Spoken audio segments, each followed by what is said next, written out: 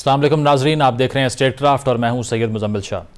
नाजरीन, वैसे तो प्रोग्राम में हमारी डिस्कशन यूएन इजलास और कल ट्रंप के साथ चंद अहम इस्लामी ममालिक के सरबराहान की मुलाकात पर ही होगी, क्योंकि इस वक्त तमाम नज़रें इन पर जुड़ी हैं। लेकिन इससे पहले मैं यहाँ वर्ल्ड बैंक की एक ताज़ा रिपोर्ट के हवाले से बात करना चाहूँगा, जो इसलिए काफ़ी अहम है कि इस रिपोर्ट में इंकशाफ किया गया है कि हमारे मुल्क का इकनॉमिक मॉडल नाकाम हो रहा है, और इस नाकामी की वजह यह है कि यह मॉडल मुल्क में गुर्बत में कमी करने में मददगार साबित नहीं हुआ।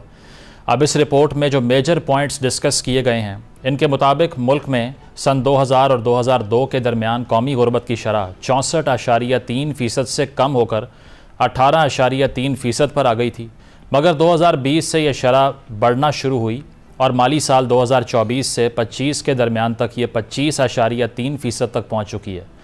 इसके अलावा इस रिपोर्ट ने बताया गया कि मुल्क का मिडिल क्लास तबका, जो कुल आबादी का 42% है, वो मुकम्मल स्ट्रगलिंग पोजीशन में है।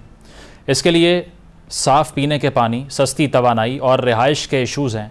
एक और कंसर्निंग पॉइंट इस वक्त वर्ल्ड बैंक की रिपोर्ट में ये बताया गया कि 37% आबादी, जिनमें 15 से 24 साल की एज ब्रैकेट के जवान शामिल हैं, ना तो वो कोई जॉब कर रहे हैं और ना ही किसी एजुकेशन या टेक्निकल ट्रेनिंग में हिस्सा ले रहे हैं। अब इस रिपोर्ट में इस सूरत हाल की कुछ वजूहात भी बताई गई। इसमें 2022 के सैलाब का जिक्र किया गया है। बताया गया कि इस सैलाब से गुर्बत में 5.1% इजाफा हुआ और तकरीबन 1.25 करोड़ से ज़ायद अफराद गुर्बत की लकीर से नीचे चले गए। फिर सन 2022 और 23 में एनर्जी प्राइसेस का जिक्र किया गया, जिनकी कीमतों में इजाफे से एक बड़ी तादाद में लोगों की परचेजिंग पावर और इनकम मुतासिर हुई। फिर रिपोर्ट में कोविड का भी जिक्र शामिल है कि किस तरह कोरोना की वबा की वजह से लाखों अफराद बेरोज़गार हुए और शहरी आबादी में लोगों की आमदन में कमी वाक़ हुई। अब इन वजूहात को देखें तो यहाँ ये बात क्लियर है कि हुकूमत ख़ुद को इस तरह डिफेंड करेगी कि गुर्बत की शरह में जो इजाफा हुआ है, इसकी अहम वजूहात नेशनल डिज़ास्टर्स या कुदरती आफात थीं। लेकिन हमारी कर्ज़ों में जकड़ी इकॉनमी या IMF सब्सिडी बेस्ड इकॉनमी को इस हाल तक पहुंचाने की जिम्मेदारी बहरहाल हुकूमतों पर ही आती है। आज भी वज़ीर आज़म की जो IMF की MD से मुलाकात हुई है, इसमें वो हालिया सैलाब के असरात को IMF के जायज़े में शामिल करने की दरख्वास्त कर रहे हैं। अगर रिपोर्ट के मुताबिक 2022 के सैलाब ने 1.25 करोड़ से ज़्यादा अफराद को गुर्बत की तरफ धकेला, तो इस साल भी सैलाब ने जो तबाही मचाई वो 2022 की सूरत हाल से कतन कम नहीं।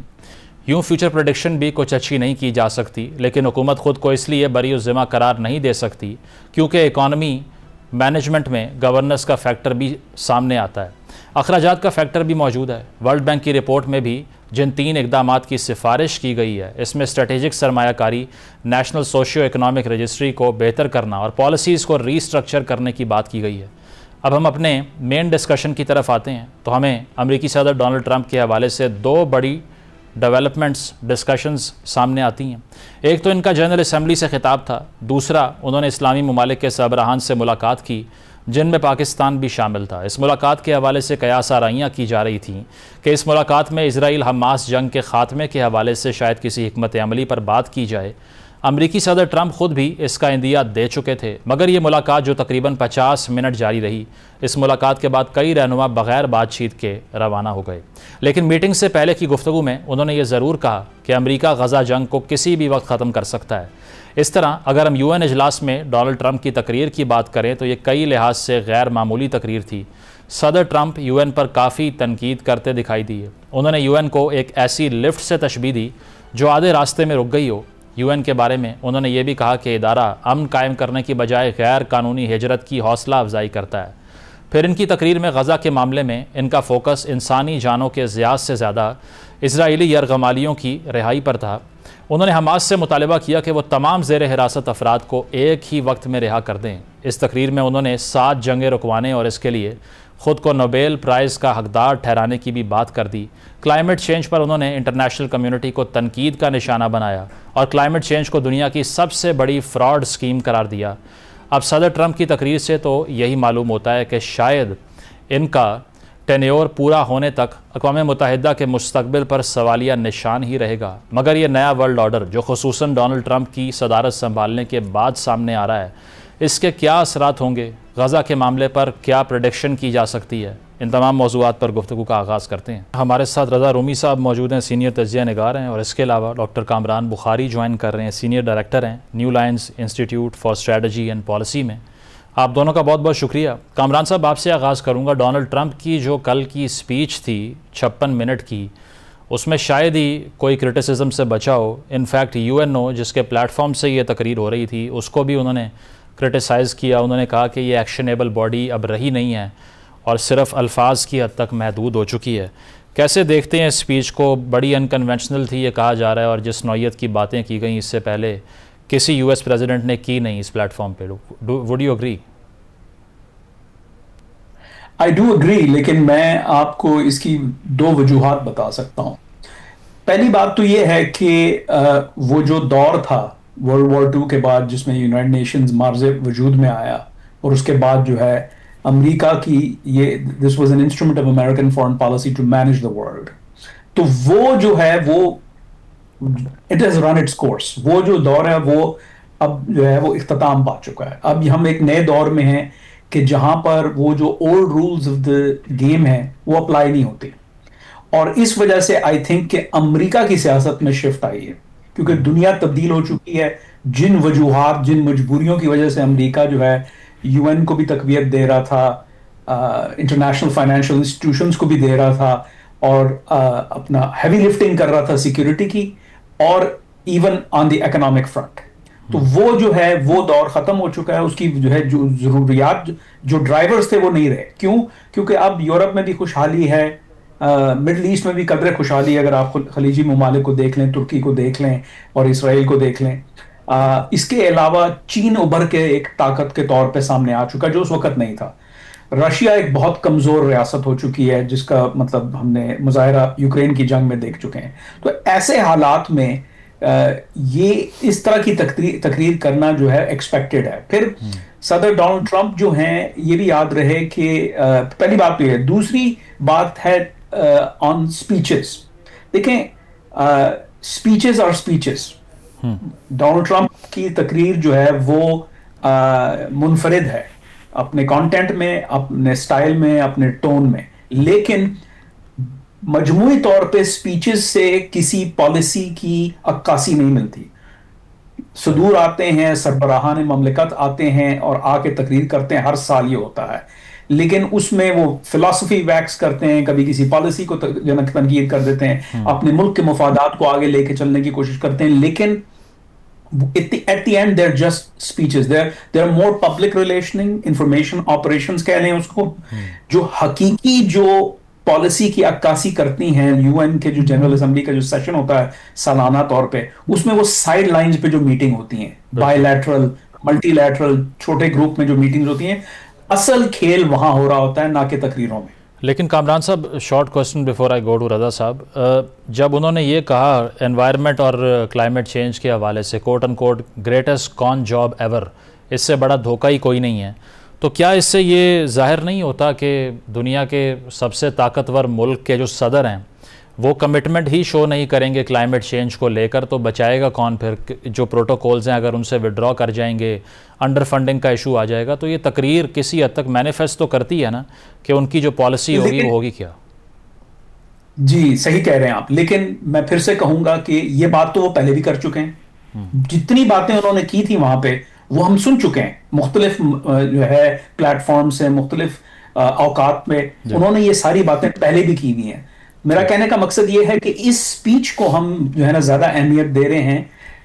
ये एक तो ये है कि इसका कंटेंट नया नहीं है, कोई एक भी ऐसी बात मैंने नहीं देखी थी जो नई थी। हाँ, ये बात नई है कि उन्होंने उस पोडियम से की हैं ये बातें, सही, लेकिन उसके अलावा कंटेंट वही है। और जहां तक जो है ये क्लाइमेट चेंज का ताल्लुक है, इसमें मैं जल्दी से ये कहता चलूं, ये एक मुतनाज़ा इशू है, और सिर्फ अमेरिका में नहीं। आप देखें कि जो कॉप कॉन्फ्रेंसेस हुई हैं क्लाइमेट के बारे में, उनकी सरबराही जो है पिछली 2 एटलीस्ट अजरबैजान और UAE कर रहे हैं। वो हाइड्रोकार्बन प्रोड्यूसिंग जो है वो मुल्क हैं जो इसको बेसिकली अपने मफादात के लिए यूज कर रहे हैं। So this is a much bigger issue, climate change contested issue है। रज़ा साहब, ये स्पीच के कंटेंट की जो बात कर रहे हैं कामरान साहब, वो तो बात ठीक है कि रेपिटेशन तो ट्रंप की तकरीर में हर जगह ही होती है। अब वो उन्होंने ये भी कहा कि 7 मैंने जंगें रुकवा दी जो अनएंडेबल जंगें थीं, यानी कि ख़त्म ही ना होती अगर मैं ना होता। फिर उन्होंने कहा कि अमेरिका की गोल्डन एज शुरू हो गई है मेरे अंडर, हमसे बड़ी इकॉनमी, हमसे ताकतवर रियासत कोई है नहीं। और क्रिटिसाइज़ भी किया यूएनओ को भी, यूरोप को भी, कि वो इमिग्रेशन का जो डिज़ास्टर है वो करते जा रहे हैं, ये ब्लो बैक होगा इसका बहुत बड़ा। किस तरह देखते हैं ये जो स्ट्रक्चर है उनकी स्पीच का और जो कॉन्टेंट्स हैं? देखिए मुजम्मिल, पहली तो ये बात है कि वो तकरीर जो है उसने यकीनन यहाँ अमेरिका में भी जो मुबस्सरीन है और मीडिया को बहुत हैरान किया। और अगर आप देखें आज की भी हेडलाइंस देखें तो यहाँ भी लोग इसी बात पर हैरान हैं कि उस स्पीच का लुब्बे लुबाब ये था कि अक़वाम मुत्तहिदा नाकाम हो चुका है और हमें उससे कोई लेना देना नहीं है और हमें कोई इंटरेस्ट नहीं है। अब इसके ऊपर जो रिस्पांस है बहुत सारे लोगों का अमेरिका में, वो ये कि अमेरिका अपनी जो लीडरशिप पोजीशन है दुनिया के स्टेज पर उससे विड्रॉ हो रहा है। और इसी को एक आइसोलेशनिज्म की पॉलिसी भी आप कह सकते हैं, क्योंकि ये 19वीं सदी में भी अमेरिका की यही पॉलिसी होती थी। बल्कि पहली जंग मॉनरो डॉक्ट्रिन और पहले जंग अजीम तक वो कहते थे भी हमारा क्या लेना देना, हम अपने मुल्क पे तवज्जो देंगे।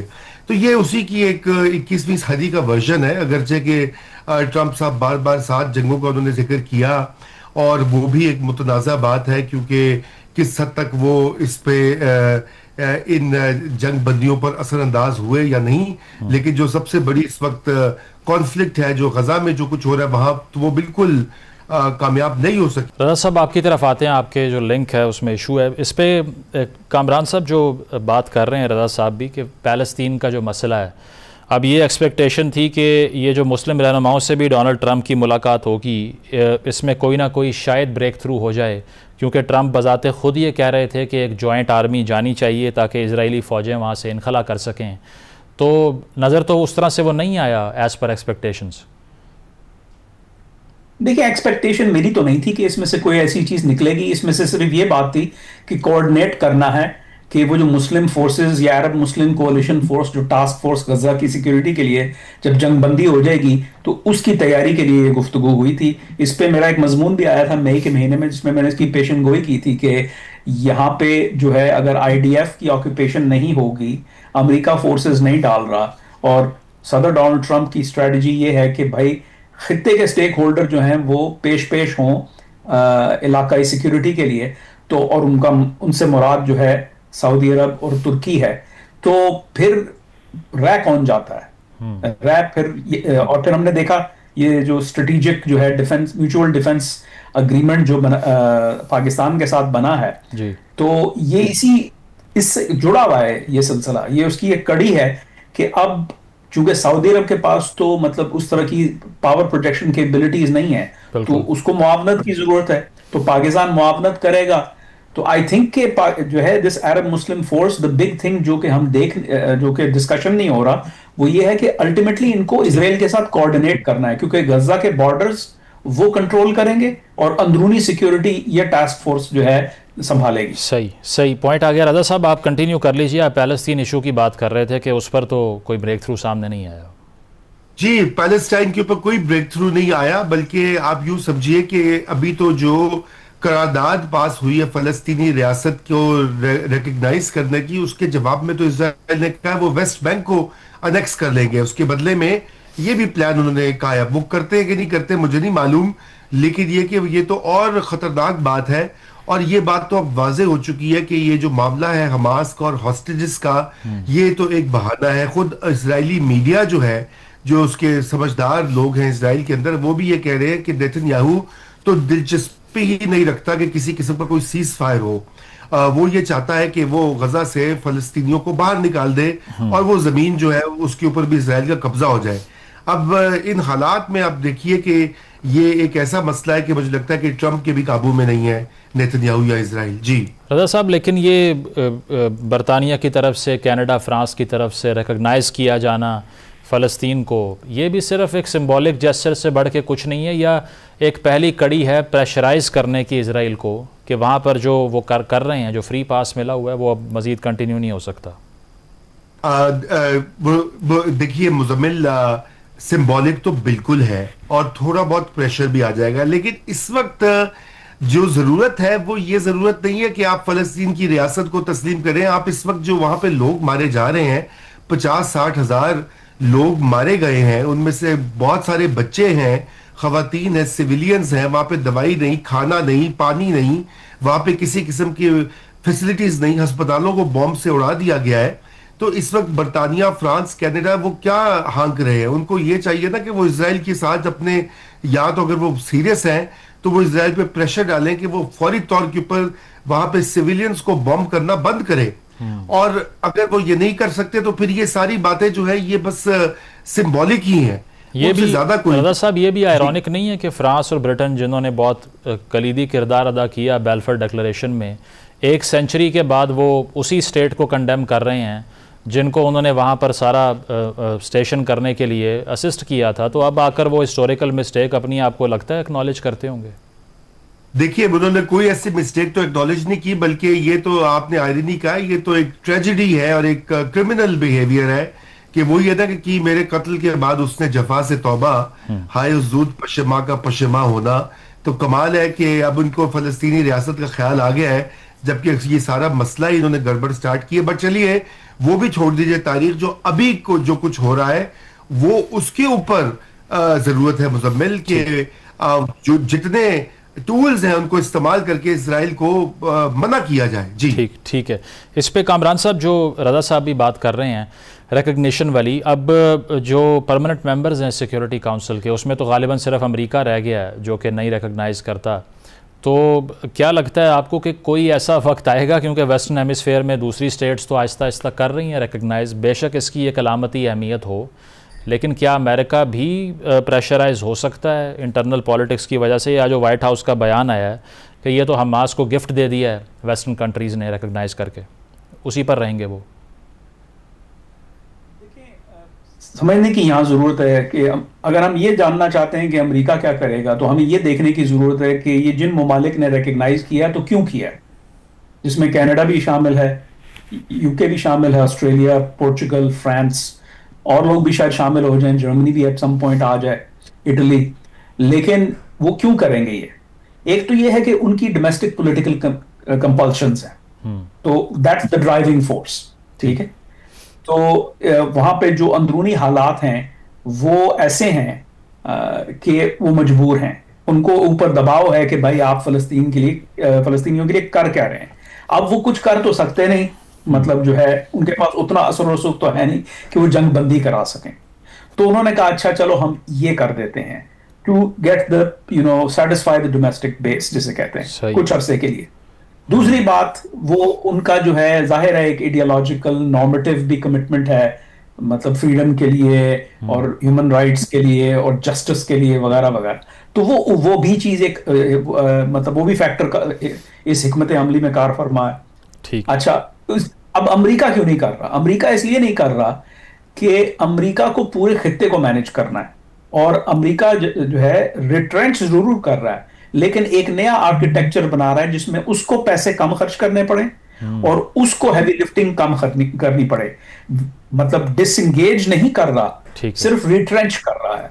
तो उसमें क्या है, आपको इजराइल को भी साथ लेके चलना है, सऊदी अरब को भी लेके चलना है, तुर्की को भी लेके चलना है। इसीलिए सदर डोनाल्ड ट्रंप जो है, इजराइल के साथ उनका एक बिहेवियर है, एक सर्टेन बिहेवियर है, और सदर डोनाल्ड ट्रंप ना भी हो, कोई भी हो, इसीलिए उनका एक बिहेवियर जो है तुर्की के सदर के साथ भी है। आज अगर आप देखें तो उस मीटिंग के अंदर हेड टेबल पे दोनों बराबर बैठे हुए थे, सदर डोनाल्ड ट्रंप और जो सदर हैं रजब तैयब अर्दोआन, एक ही जगह बैठे हुए थे। क्यों? और फिर सऊदी अरब गए अपने जो इतने बड़े दौरे पे।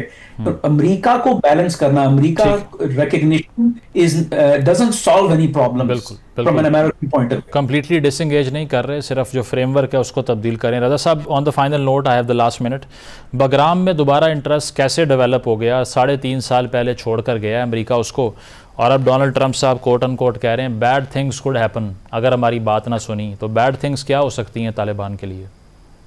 देखिए जी, बैट मेरे ख्याल से ज्यादा धमकी है, और मुझे नहीं मालूम कि उन्होंने कोई इसके ऊपर बाकायदा मरबूत कोई पॉलिसी भी मौजूद है। हाँ, ये जरूर है कि बगराम की जो अहमियत है अमेरिका के लिए, गालिबन उनको उस चीज का ख्याल आ गया है, क्योंकि वहां से वो मॉनिटर कर सकते हैं चीन को भी, ईरान को भी, और पाकिस्तान को भी किसी हद तक।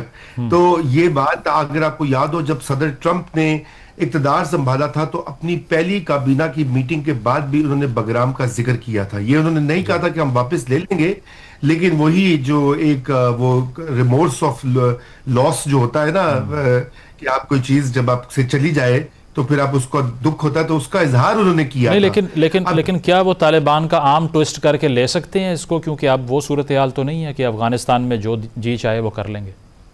देखिए, ये बहुत बहुत मुश्किल है, क्योंकि तालिबान की जो नजरियाती पोजीशन है इसके ऊपर वो बड़ी वाज़ेह है कि वो अमेरिकी फोर्सेस को वहां पे नहीं आने देंगे। लेकिन ये भी एक हकीकत है कि तालिबान को पैसों की जरूरत है, उनकी रियासत चल नहीं रही और वो इसके ऊपर निगोशिएट करेंगे, इसीलिए वहां से मुतजाद बयानात आए हैं तालिबान की तरफ से। एक उनके जो ऑफिशियल है वो कह रहे हैं जी हम बात करने को तैयार हैं, दूसरे कह रहे हैं एब्सोल्युटली नॉट। चुनाचे ये मामला इतना आसान नहीं है और मुझे तो मुश्किल ही लगता है, कॉम्प्लेक्स मामला है। बहुत शुक्रिया रज़ा रूमी साहब, कामरान बुखारी साहब हमारे साथ मौजूद थे। शामिल करते हैं, ब्रेक के बाद वापस आएंगे। Stay with us.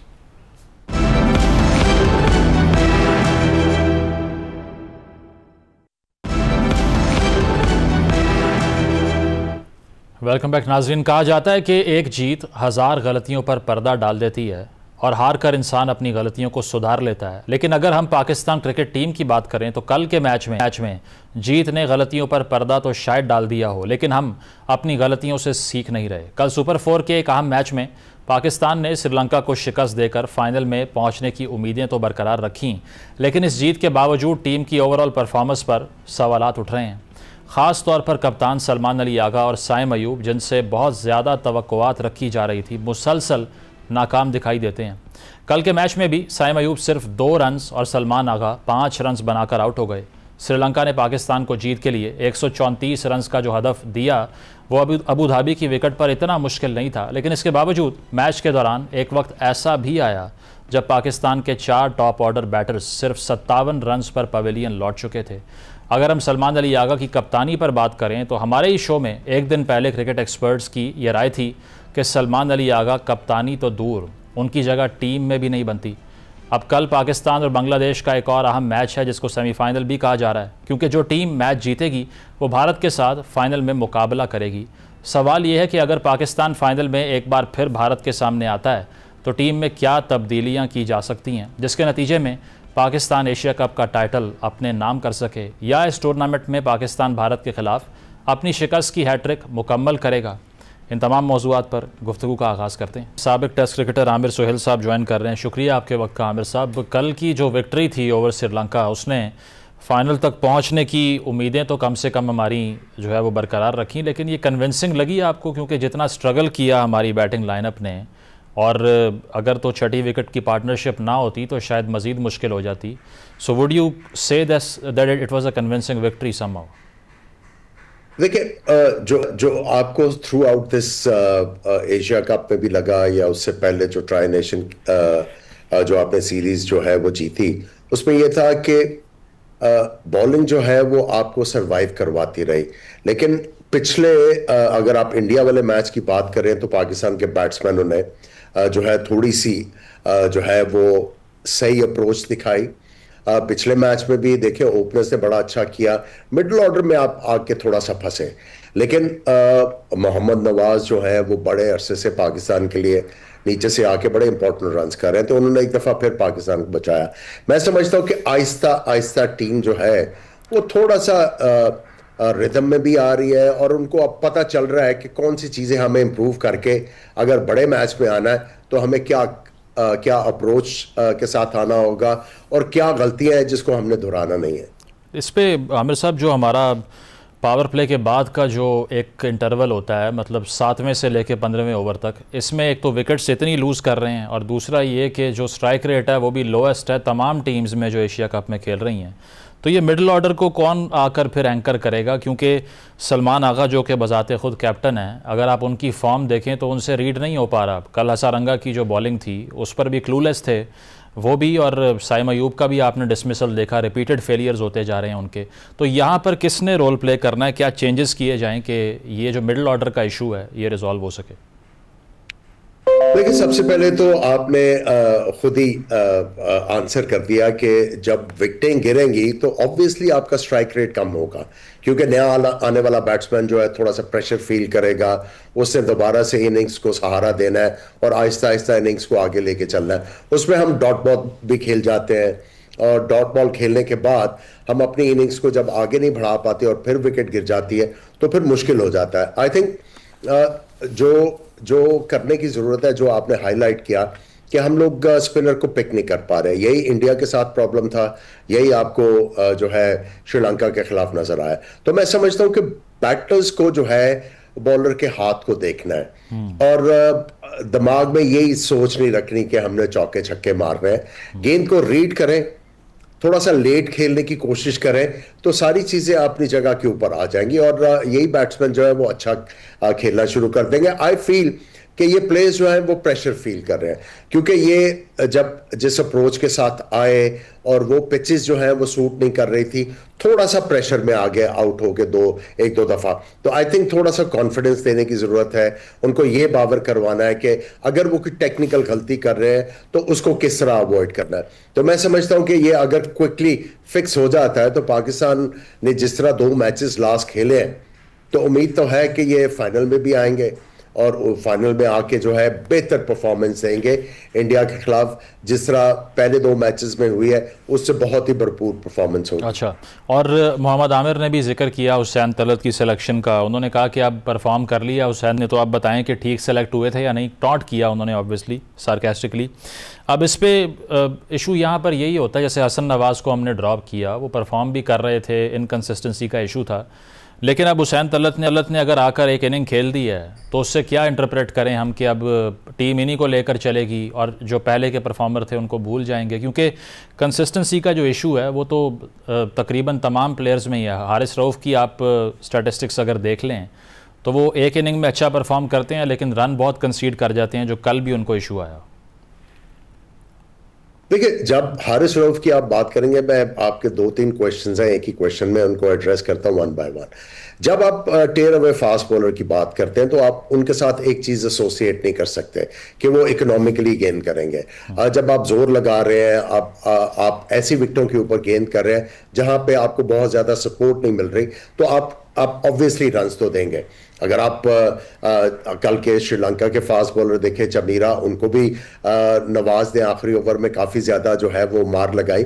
सो ये जो तेज गेंद करते हैं उनका एट टाइम्स जो है वो रन्स कंसीड करते हैं। जहां तक हुसैन तलत की बात कर रहे हैं, देखिए क्रिटिसाइज किसी ने भी नहीं किया, उनका जो यूसेज था उसके ऊपर क्वेश्चन मार्क था। देखिए, एक प्लेयर जो है जब पाकिस्तान के लिए सिलेक्ट होता है और हुसैन तलत ने बड़ा अच्छा परफॉर्म किया हुआ है, एक आप समझ सकते हैं कि एक अच्छा क्रिकेटर है, वो यूटिलिटी क्रिकेटर है। बात सिंपल सी है, आपके पास प्रीमियम टैलेंट जो है अगर आपके डिस्पोजल पे होगा पर आप उसको सही तरह यूज नहीं कर पाएंगे तो फिर क्वेश्चन मार्क्स डेफिनेटली आएंगे। अब हुसैन तलत इस तरह के प्लेयर हैं जो बड़े आराम से इनिंग्स को आगे बढ़ाते हैं, वो बड़ा देखभाल के चलते हैं, ओकेशनल बाउंड्री मारते हैं। उनकी जो खासियत है बैटिंग की कि वो डॉट बॉल कम खेलते हैं और उसके बाद सिंगल दुक्का करके इनिंग्स को आगे लेके जाते हैं। लेकिन जब इंडिया के खिलाफ आपने उनको यूज किया, कंसिडरिंग के वो after a long time Pakistan के लिए कम बैक कर रहे हैं, तो उनको अपनी परफॉर्मेंस का भी तो प्रेशर होगा। वेयर एज वहां पे हम किसी और प्लेयर को यूज कर सकते थे और क्वेश्चन मार्क सिर्फ यही था। हुसैन तलत की एबिलिटी के ऊपर किसी ने क्वेश्चन नहीं किया, उनके यूसेज के ऊपर क्वेश्चन हुआ और हमें पता है उनकी एबिलिटी क्या है।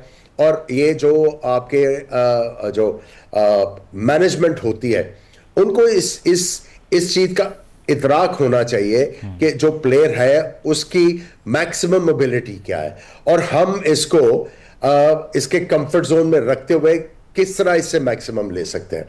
तो आई थिंक सिर्फ और सिर्फ क्वेश्चन मार्क था कि उनको हमने सही तरीके से पहले मैच में ऑन हिज कमबैक, इतने बड़े मैच में उनका यूटिलाइजेशन ठीक नहीं था। और हसन नवाज को ड्रॉप करना आपको लगता है कि रैशनल था, इसके अलावा ऑप्शन नहीं था टीम के पास? देखिए, हसन नवाज काफी अरसे से परफॉर्म नहीं करते आ रहे।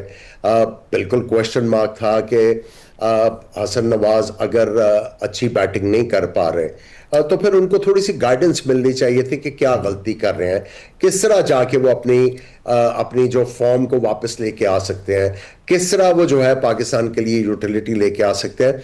अभी भी मैं समझता हूं कि वो खतरनाक प्लेयर हैं, ठीक, और ऑन हिज डे वो आपके लिए मैच जो है वो सिंगल हैंडेडली जीत सकते हैं। अगर जीत नहीं सकते तो गेम की कंप्लेक्शन चेंज कर सकते हैं वो। ठीक है, प्रोग्राम में एक ब्रेक शामिल करते हैं, ब्रेक के बाद वापस आएंगे। Stay with us.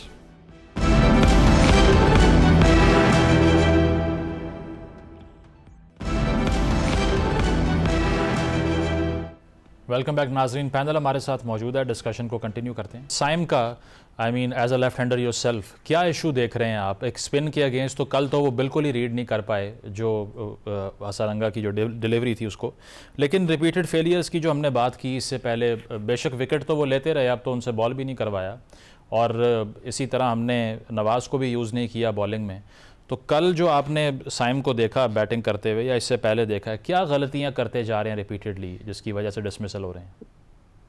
देखिए, प्लेयर का माइंडसेट दो तरह का होता है जब वो रन्स नहीं कर रहा। एक तो ये है कि वो एंक्शियस होता है कि मैं जल्दी जल्दी स्कोर करूं और किसी तरीके से अपनी फॉर्म में वापस आ जाऊं और अपनी जो इंक्लूजन है उसको जस्टिफाई करूं।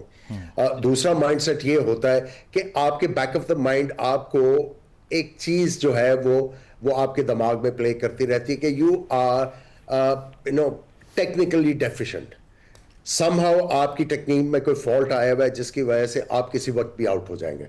सो आप जो है वो हर चीज जल्दी जल्दी करने की कोशिश करते हैं। कल भी आप ये देखें कि विदाउट रीडिंग द गूगली उन्होंने ऑन के ऊपर खेल दिया।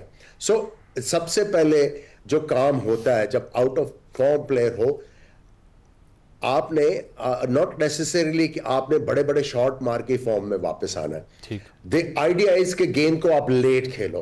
अगर आप गेंद को लेट भी खेलते हैं तो आपके पास एज ए बैट्समैन बहुत ज्यादा ऑप्शंस हैं to score runs and score runs heavily और क्विकली। सो मैं इनको यही मशवरा दूंगा कि try and play the ball late. सही सही। अगर ये लेट खेलेंगे, लेट खेलने का मतलब ये है कि ये लाइन को भी पिक कर रहे हैं, ये लेंथ को भी पिक कर रहे हैं और गेंद को अपने पास आने दे रहे हैं और अपनी आंखों के नीचे खेल रहे हैं। जब ही आप एक दो ओवर कर लेंगे तो उसके बाद जो है, और अगर आप ये चीज नेट्स में भी करते हैं तो आपको ये चीज फायदा तो डेफिनेटली देगी, क्योंकि क्रिकेट जो बैट्समैनशिप है इवॉल्व हुई है, बहुत ज्यादा इवॉल्व हुई है। रैंप शॉट आ गया है, रिवर्स स्वीप आ गया है, और ज्यादा वो एड ऑन्स हुए हैं बैटिंग में, लेकिन जो बेसिक्स ऑफ बैटिंग है वो इट रिमेन्स द सेम। सही। नेक्स्ट चूंकि बांग्लादेश से भी हमारा फिक्सचर है, तो जो उनकी परफॉर्मेंस थी अगेंस्ट श्रीलंका वो तो काफ़ी डोमिनेटिंग थी, सरप्राइज़ कर दिया उन्होंने आके। तो आपको लगता है कि पाकिस्तान के लिए भी ये वॉक ओवर तो नहीं हो सकता? We have to take it seriously कि उस मैच में भी खासी मुश्किल आ सकती है if we don't chip at the right time. देखिए, बांग्लादेश के बॉलर्स ने इन कंडीशंस में बुरी बॉलिंग नहीं की, हालांकि उनके पास कोई सरप्राइज एलिमेंट नहीं है। फिंगर स्पिनर्स हैं उनके, जो उन्होंने नया अपना वो लेफ्ट आर्म स्पिनर उसको इंक्लूड किया, उसने श्रीलंका में भी बड़ा आला परफॉर्म किया। अनफॉर्चुनेट था बांग्लादेश के, वो अनफिट हो गए, अब उनको वापस लेके आए तो नए बॉल से वो विकेटें हासिल कर रहे हैं, और उनके जो फास्ट बॉलर्स हैं वो भी काफी तेज बॉल कर रहे हैं। और जिस तरह आपने कहा कि वो इजी प्रे तो नहीं होंगे, मैं समझता हूं कि वो इंडिया को भी टफ टाइम दे सकते हैं। सो हमें सबसे पहले दुआ यही करनी चाहिए कि यहाँ पे इंडिया बांग्लादेश से मैच जीते कन्विंसिंगली, ताकि बांग्लादेश का जो है कॉन्फिडेंस टेंट करे। और फिर उन्होंने बैक टू बैक मैच खेलना है पाकिस्तान के खिलाफ, परसों उनका पाकिस्तान के खिलाफ मैच है। सो जब आप मेंटली थोड़ा सा फटीग हो जाओ, उसके बाद फिजिकल फटीग भी हो, तो वो फिर ऑपोजिशन के लिए बहुत ज़्यादा बेहतर हो जाता है। ठीक है। और on the last note, hypothetically speaking, अगर पाकिस्तान सेल थ्रू करता है फाइनल्स में, इंडिया को फेस करता है, ऑन पेपर तो कहीं नज़र नहीं आता that we can dominate, recent records भी यही कहते हैं, ये तो अपसेट की तरह की सिचुएशन हो जाएगी।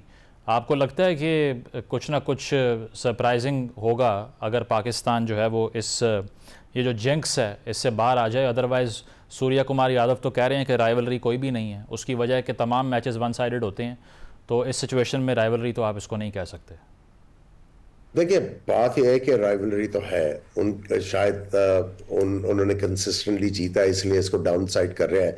प्रेशर तो इस मैच का बहुत ज़्यादा होता है, एंथुजियाज्म भी बहुत होता है और एंटिसिपेशन भी बहुत ज़्यादा मैच की होती है। यस, पाकिस्तान ने अच्छा परफॉर्म नहीं किया, लेकिन पिछले मैच में जो पाकिस्तान की बैटिंग की परफॉर्मेंस थी, और चूंकि हमारे बैट्समैन स्ट्रगल करते आ रहे हैं, हाँ एक दो गलत अब जो है वो डिसीजन टाइमली नहीं हो सके, जिसकी वजह से आप जहां पे 190 कर रहे थे आप सिर्फ 170 कर पाए। वही जो आपने प्रॉब्लम हाईलाइट किया कि मिडिल ओवर्स में आके हम लोग फंस जाते हैं। सो अगर पाकिस्तान इन चीजों का जवाब ले लेता है और अपने बॉलर्स को सही तरह यूज करता है, चूंकि लास्ट मैच में साइम अयूब की पिच नहीं थी कि वहां पे उनको नया बॉल कराया जाता है, ड्राई पिच थी। साइम अयूब वहां पे मुश्किल होते हैं जहां पे थोड़ा सा मॉइस्चर या गेंद जहां पे फंस रहा हो, वहां पे वो बहुत ज्यादा डेंजरस होते हैं। सो आई थिंक जो हमने गलतियां की हैं उनको हमने दोहराना नहीं है। और दूसरा यह है कि देखें, हम फाइनल में आ जाए इंशाअल्लाह ताला, हमारी तो उम्मीद है हम जीत भी जाए। अगर हम जीतते भी हैं तो हम जो है ये हम इसके ऊपर रिलैक्स नहीं हो सकते, क्योंकि हम अभी भी जो टॉप टीम्स हैं उनसे बहुत दूर हैं।